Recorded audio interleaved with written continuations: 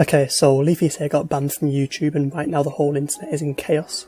As we all know, a few months ago, what many described as the great founding father of commentary made a return after years of internet inactivity and lurking in the shadows. Whether you love or hate Leafy, this occurrence and what happens as it unfolds is going to be critical as to what the future of this website could look like. If you've stuck around on this channel since I first made it around a month ago, you'll know that 2 out of the 3 videos I have made have criticism and censorship as key themes, whether that is through YouTube itself or through individual content creators wanting to control every aspect of their image. If this whole situation stays unresolved and Leafy never gets unbanned, this could definitely signify a horrible future for the platform, as all the new changes we have seen over the last few years to make all content more PG and family friendly will escalate beyond anything we have seen before on this site, as YouTube becomes, even as Leafy said, TV2, basically. Make sure you stick to the end because what I've said so far only scrapes the surface and we have a lot to discuss. Also, as a homage to the possible end of commentary YouTube, I'm going to be putting some gameplay in the background unlike any of my other videos, so you can enjoy that. So as we all know, a few years ago, Leafyishere, the most popular commentary channel on the website, slowly ground to a halt, shortly followed by its disappearance from the internet. As YouTube was making it so much harder to make any content considered edgy, and he definitely won't have been making anywhere near the money he used to. iDubbbz also said he has a weak chin, and I don't think that helped either. After his disappearing act in 2017, YouTube continued to pioneer new changes in an attempt to push people to make more family-friendly content, which in result would make Susan a lot more money. These changes range from new policies detailing rules on harassment and new demonetisation policies, which in itself has become a big meme in the community. As the years progressed, we saw the remaining commentary YouTubers on the site slowly turn away from the content they used to be making, instead reacting to television series instead, and other forms of media as a more safer means of making commentary content, since these new policies had the potential to ruin these content creators' careers, even if they don't have bad intentions with the video and are purely making jokes for people's entertainment. Many of the commentary YouTubers nowadays spend more time making Reddit videos and other sorts of safe, easy content, and their choice of content has obviously changed over time, as YouTube itself has changed. This isn't bad in itself, I have no problem with the people who are doing this, but I can't help but feel they felt pushed to start making tamer content just so that they can still make a living on the website. If you take a look at the content they are making now, as to the content they were making a few years ago, it's insanely different. Like, the content that he was making would never fly on YouTube today, and you have to adapt and overcome the fact that, like, you can't even curse, bro. I mean, I'm not even really sure if you can class some of them as commentary YouTubers anymore. That brings us to where we were a few months ago before Leafy's return. Most of this older 2016 content was long forgotten by most people on the website and we just accepted the way that YouTube was heading. Since up until this point, YouTube has been the only viable place to make online video content and make a living, so people have had to put up with whatever rules Susan and her minions decide to set upon us.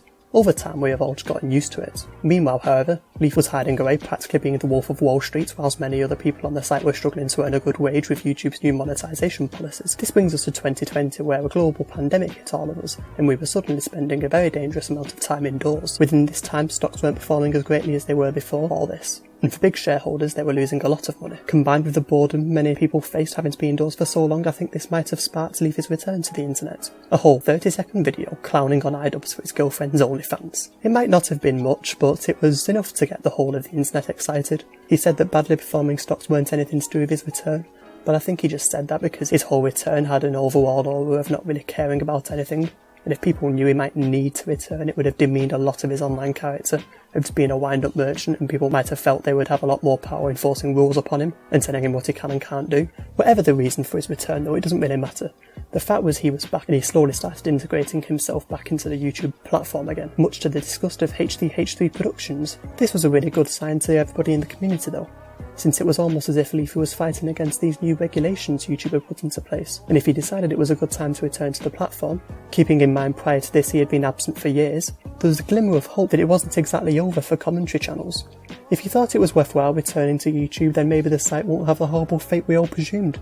After his return, he parodied H3H3's Content Nuke series, going after Pokimane for many hypocrisies and scandals, which I've also made a video on by the way, so I'll put that in the cards round about here. He started one of the biggest online controversies in a long time, as a YouTuber versus streamer war was upon us, with people either jumping to defend Pokimane or attack her. Our woman, our queen, if she breathes, she's a god! which honestly sounds just like the return we would be expecting from Leafyishere. Leafy angered a lot of Pokimane's fans and they all started attacking his videos by disliking them. Scary stuff.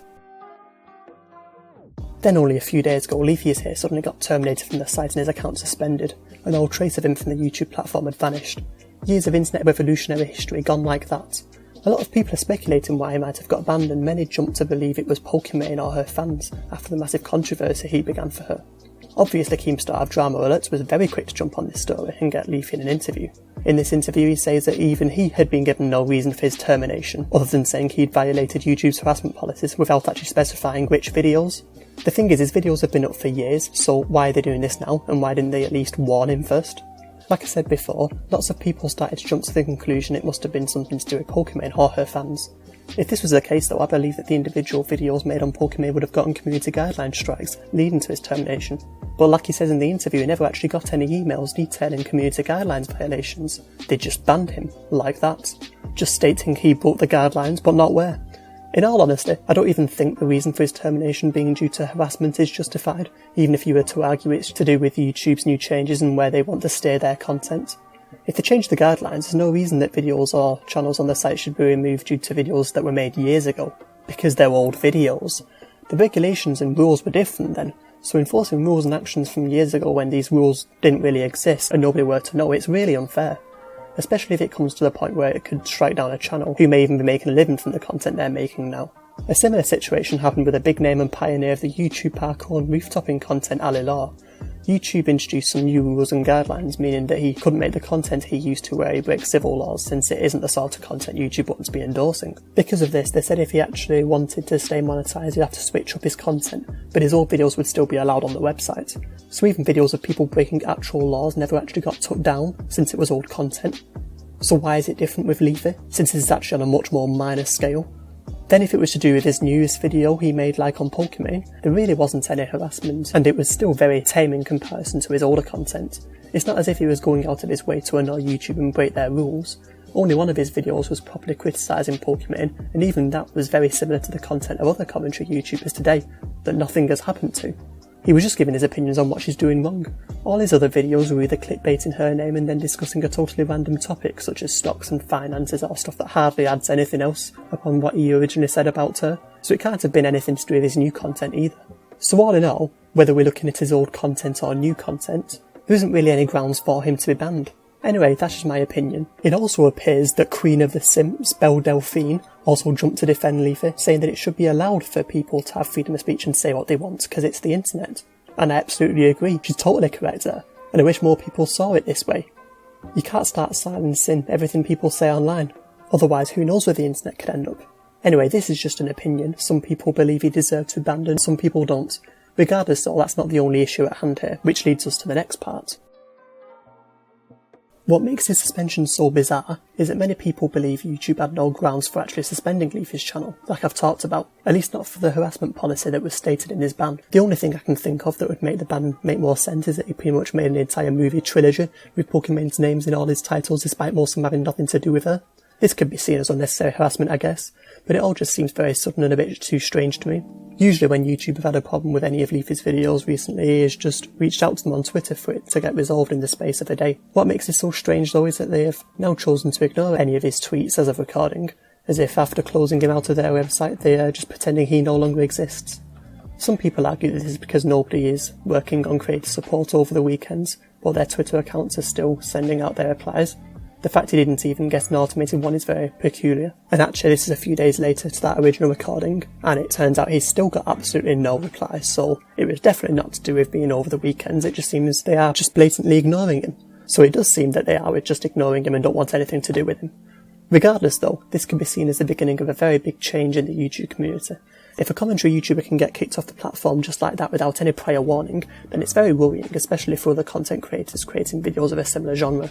For example, Keemstar could definitely be seen as one of those channels that stir things and harass people and are on the more extreme end of the scale, just like Leafy. And quite a lot of people are predicting he could be the next one to go. Due to how sudden this termination happened, especially to such a big channel that had 4.9 million subscribers before suspension, it raises the question of if YouTube is a viable career option for people that aren't 100% PG and family friendly. People were always suspecting that YouTube was going this way, but this is a huge indicator of the direction they are hoping to take the platform. What started as a platform where anyone with a camera and an internet connection could broadcast themselves is now turning into a much more corporate landscape where companies or PG content creators with big teams are favoured much more than individuals making content. Everyone saw this likely shift in content when T-Series first took over PewDiePie all those years ago, and that marked the day companies were going to be the bigger deal on this platform. Now it's just a question of when does this stop and where do we draw the line. YouTubers are already being told to act in a specific PG manner to even get a chance of advertisements running on their videos. We've seen it with everybody. Is content talking about other creators even going to be allowed? Where is the line going to be drew on constructive commentary and blatant harassment? Recently it's come to the surface that this ban was in fact intentional and is not going to be reversed anytime soon, and the reality is that any one of us could be next. Well, not me, I'm quite a small channel so I can just lurk in the shadows for a little while, but anyone in this community could disappear any day now. Already a fair few people have jumped to what some have speculated could be a competitor for YouTube in the coming years, Storyfire. Already channels like Leafy and Drama Alerts have accounts on there, and it looks like they are quietly setting up alternatives in the background as all this goes on, just in case the worst happens. Articles have already been made on Storyfire being a direct YouTube competitor, and although it would take a lot to ever have a competitor to something as mainstream as YouTube, if enough channels get kicked off and their audiences are reluctant to let them go, it certainly could be something we see happen in the future. And as always, I'd love to know what you watching this thinks about the situation as well. What do you think the future of YouTube will be like? Do you think Leafy deserves to be suspended? I actually have a lot of ideas for videos with everything going on at the moment, so I'll hopefully see a lot another time. If our channel still exists, that is.